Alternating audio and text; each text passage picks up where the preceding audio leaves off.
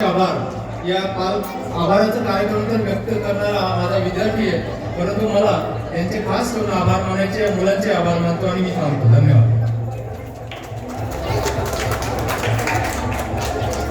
सर्वांना माझा नमस्कार. माझं नाव चेतन राठोड.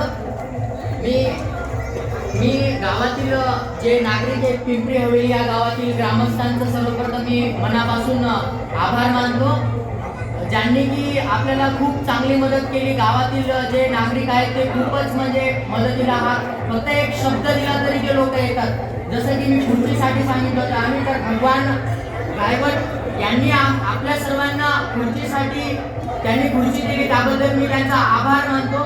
त्यानंतर साऊंड सिस्टीम विकी कदम व केशवदादा कदम यांनी एवढी सुंदर साऊंड सिस्टीम दिल्याबद्दल मी ज्ञानदीप क्लासेस व पिंपरी गावाच्या ग्रामस्थांकडून त्यांचा आभार मानतो. व त्यानंतर आपण समोर रांगोळी पाहिली अशी किती सुंदर रांगोळी त्या ताईंनी खूप 1 तासाची मेहनत घेऊन त्या ताईंनी रांगोळी काढली. त्या ताईंचं नाव आहे ज्योती भरत कासार व सोनाली तुषार कदम. या ताईंनी खूप चांगली रांगोळी काढली, त्याबद्दल देखील मी त्यांचा आभार मानतो.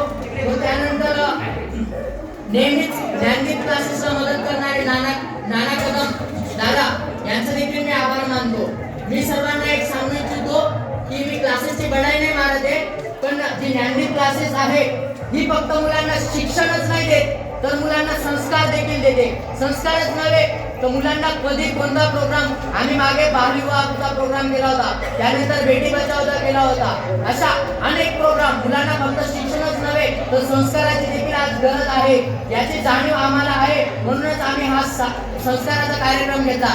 यानंतर देखील आम्ही असेच कार्यक्रम आमच्या क्लासेस मार्फत घेत राहू. हे कार्यक्रम पार पडण्यामध्ये आपल्या पिंपरी हवेली या गावातील जे सगळे नागरिक आहेत ते आम्हाला खूप सगळे मदत करतात, त्याबद्दल मी त्यांचा आभार व्यक्त करतो. त्यानंतर माझे म्हणजे आदरणीय शिक्षक माननीय श्री राजेंद्र माने सर, हे राष्ट्रीय विद्यालयामध्ये संस्कृत विषय शिकवतात. सर प्रत्येक ठिकाणी जाऊन मुलांना आईवडिलांचं महत्त्व सांगतात. तसेच सरांनी आम्हाला सांगितलं की तुम्ही जर कार्यक्रम घेत असाल तर मी येतो. सरांनी एवढं दूरपर्यंत येऊन सर्व आमच्या पिंपरी हवेली, वडेगाव आणि मारवाडी